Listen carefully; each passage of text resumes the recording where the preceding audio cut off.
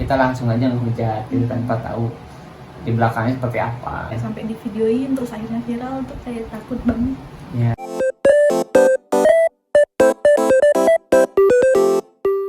Halo, welcome back to my YouTube channel. Baik lagi bareng aku Melanie Agustiana, dan kali ini aku gak nge-review buku, dan kali ini aku gak sendirian, ditemenin sama suami aku. Please introduce yourself. Kamu siapa? Aku adalah seorang kapiten. Halo, nama aku Lutfi Amali. Kita ngobrolin soal film barunya Regas. Regas Banu Tejo. Tejo.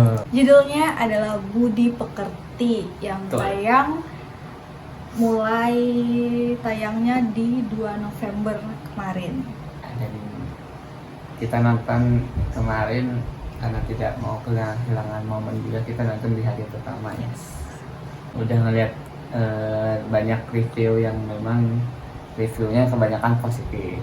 Ya karena berseliweran banget walaupun filmnya belum tayang, dan itu review-review orang yang nonton di apa ya namanya itu, perdana apa sih? Di Premiere, nah kemudian juga, Premiere. ya kemudian juga di film itu udah sampai ke TIFF, Toronto International Film Ya. Festival. Juga yang namanya Regas, aku udah ngikutin dari film pendeknya, bukan ngikutin sih, kebetulan pada saat itu nonton film pendeknya beliau, film pendek Regas. Itu di Lemantun sama adaptasi cerita pendek atau novelnya Eka Kurniawan yang tidak ada yang gila di kota ini gitu. Kemudian juga Aku baru tahu. iya, kamu harus nonton, tapi waktu itu pas festival apa gitu, dan aku nontonnya juga di website festivalnya. Sekarang sih mungkin udah susah sih. Terus dia nonton yang Penyalin Cahaya ya kan. Ya, soalnya aku taunya itu yang sutradarin film Penyalin Cahaya, dan itu baru pertama kali aku nonton film karya dia yang panjang. Itu emang film itu debutnya film kan? pertama, ya film pertama, dan film pertama yang dia debut dan banyak dapat penghargaannya di 13 FFI. atau 12 penghargaan. Budi Pekerti ini kalau nggak salah masuk juga di FFI, dapat 17 nominasi di FFI. di FFI. Jadi kalian harus nonton, guys. But how's your feeling after watch Jadi kemarin sih filmnya that movie? sangat ngambek mental ya. Jadi sebenarnya sih. untuk sinopsis sendiri kan dia kayak ceritanya tentang guru BK yang dia lagi mau beli putu, kemudian tidak sengaja ada insiden di pas ketika beli putu tersebut, lalu direkam dan viral, dan dampaknya kemana-mana. Dari awal sampai akhir sih filmnya kayak ini ya, agak getir gitu ya, karena tiap ada solusi selalu ada masalahnya lagi gitu. Iya. Ada masalahnya yang, dan bahkan ada dampak yang lebih parah lagi, dan Sangat emosional. Regas itu jago dalam teknis juga dalam bagaimana dia membungkus ceritanya dalam sebuah visual yang agak nusuk ya, langsung nusuk ke mental gitu tuh. Banyak banget adegan-adegan yang sampai kita mikir, anjir, ini orang kepikiran banget bikin kayak gini gitu. Ya. Nah, Keren banget. keren sih. Dan kata kamu tadi, ada setiap ada solusi selalu ada masalah lagi. Nah, ada satu momen kayak di tengah-tengah film itu, kayak aku kira tuh filmnya udah beres sampai situ aja kan, karena sempet kayak ada apa ya, anti klimaks gitu, kayak udah beres gitu masalahnya terlihatnya. Tapi ternyata masih ada lagi, muncul lagi kayak masalah baru itu. Keren banget sih. Dari segi cerita sih ya memang sangat dekat banget ya sama kita gitu, sangat dekat dengan realitas sekarang gitu, dimana orang-orang tuh latah dengan apa yang terjadi di sosial media gitu. Misalkan ada sesuatu yang viral, seseorang yang viral, dan misalkan dia ngapain gitu, tapi kita belum tahu sebenarnya gimana, kita langsung aja ngehujat gitu tanpa tahu di belakangnya seperti apa. Nonton film ini juga kita jadi lebih hati-hati saat berada di tempat umum gitu. Yeah. Jadi kayak mau melangkah sedikit aja hati-hati banget gitu. Kayak nggak mau melakukan sesuatu yang padahal itu hal sepele, kesalahan sepele, terus orang-orang anggapnya kayak ih konyol banget, Yeah. sampai di videoin terus akhirnya viral tuh kayak takut banget. Ya sih, aku juga kayak pernah sih, maksudnya emang di kondisi yang sekarang gitu ya, yang dimana sedikit ada kesalahan sedikit gitu, atau misalkan kekonyolan sedikit tuh direkam kemudian viral. Nah itu yang kadang aku juga bahkan pernah sempet takut gitu, misalkan lagi ngapain di publik, takut berbuat sesuatu yang konyol gitu, lalu ternyata ketika aku lagi melakukan kesalahan itu atau lagi melakukan hal konyol itu ada yang ngerekam gitu.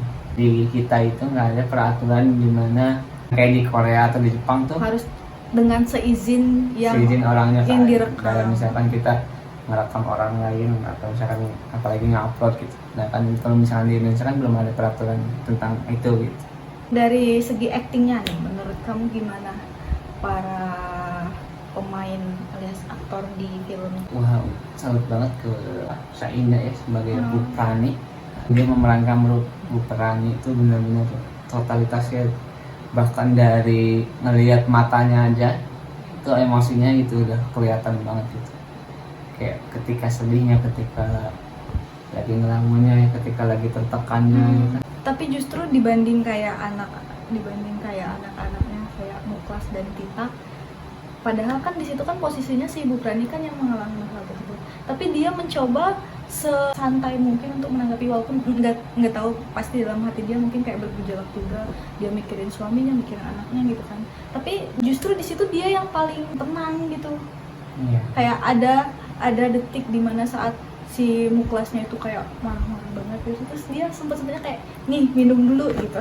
Ya, Itu kayak kayak bisa benar-benar banget tenangin anaknya gitu. lumayan cukup tegar ya Pak. Terus aktingnya si Prilly sama si Angga juga keren banget, bahasa Jawanya dapet banget. Dan ada juga si Prilly ngomong sama si ibu-ibu yang itu pakai bahasa Jawa, itu bahasa Jawa yang halus. Iya. Sampai kayak aku sendiri yang orang Jawa tuh kayak apa ya, nggak bisa bahasa Jawa halus kayak gitu. Memang Keren. kata Rogasnya juga dia nge-hire seorang ini ya apa? Oh, Ahli bahasa Jawa lah ya. iya. Seperti itulah yang memang buat ngelatih para talent. Jadi film ini wajib banget sih. Semoga bisa lama tayangnya di bioskop. Kamu kemarin tuh tadi bilang kamu pengen banget nonton lagi gitu kan? Ya, experience yang didapat ketika ngelihat itu tuh wah banget gitu. Sesuatu hal yang baru gitu, terutama di film lokal ya, film Indonesia yang ya jarang lah.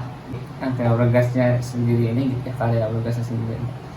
Kayak dia beserta kru-krunya ya patut dia acungi jempol. Wajar, maksudnya wajar dia mendapatkan 17 nominasi termasuk penata rias, kemudian juga artistik, karena memang Pengisi semuanya suara. bagus Apa gitu. sih, bukan Pengisi pengisi suara, suara, apa sih kayak penata penata suara. suara gitu-gitu. Dan Keren memang banget. emang di semua elemen itu lengkap gitu, hampir semua elemen itu bagus gitu. Tapi kalau untuk nih buat aku pribadi nih, kalau untuk storyline-nya sendiri, aku lebih suka film pertamanya sih, yang film panjang pertamanya yang Penyalin Cahaya itu. Kayaknya untuk storyline aku lebih suka itu. Tapi segala macamnya Ya sih, Ini untuk juga cerita bagus. memang untuk keseluruhan cerita memang bagus yang bagus yang Penyalin Cahaya. Dan ada beberapa karakter yang memang nggak dimanfaatkan sepenuhnya gitu. Kayak bapaknya tuh sebenarnya udah maksudnya udah karakternya tuh kuat ya. Karakternya tuh kayak udah dia seorang bapak yang gagal punya usaha, Terus mengalami terus juga bipolar. punya bipolar, punya gangguan mental bipolar, tapi yang nggak banyak Nggak banyak. diceritain gitu, maksudnya kurang digali aja Kurang gitu digali. karakternya di dalam cerita itu. Padahal dia karakter yang lumayan kuat. Karakter dia Ditambah sebagai yang bipolar tuh juga termasuk udah dapat, cuma Ya, kurang panjang aja. Ya, ditambah Lebih yang kurang meranin panjang. juga bisa sono gitu aja. yang. Keren banget sih. Emang sih pas aku nonton pertama pas di awal film tuh Dan sebelum nonton juga kayak pengen ngeliat lebih lagi gitu karakter si bapak ini gitu, Pak Didit di namanya. cerita ini ya. Tapi ternyata memang nggak terlalu banyak sih di dalam cerita itu. Durasinya kemarin berapa sih? 2 jam kurang atau 2 jam lebih? Termasuk menikmati dengan walaupun itu panjang pun kita nggak ngerasa bahwa filmnya panjang, kayak tiba-tiba udah habis aja gitu. Sempat ngeliat juga ada penurunan jumlah penonton gitu, dan harus segera ditonton sih karena takutnya keburu nggak ada di bioskop gitu. Karena kan misalnya udah makin turun pasti layarnya juga makin dikurangi. Jadi kalian harus nonton karena ini sangat worth to watch dan relate banget di kehidupan kita sehari-hari. Betul. Oke, yang terakhir nih, untuk rating, kamu kasih ratingnya berapa untuk film Budi Pekerti ini? Untuk ratingnya sih aku sendiri sih di 8,5 kalau. Kalau kamu bagaimana? Kayaknya kemarin kamu nggak segitu deh. Aku nanya kemarin. Kayaknya kemarin. Melihat lagi gitu, Kayak ingat lagi gitu ya. Kalau gitu aku 9/10. Segera ditonton film Budi Pekerti di bioskop kesayangan Anda. Jadi itu aja mungkin film tentang Budi Pekerti ini. Nanti kalau kita misalnya kita udah nonton lagi film-film yang menarik, kita akan bikin konten lagi mungkin. Kamu mau untuk melanjutkan konten ini? Mau? Oke guys. Bukti guys, dia mau bantuin bikin konten untuk cerita tentang berbagai macam hal. Dadah. Dadah.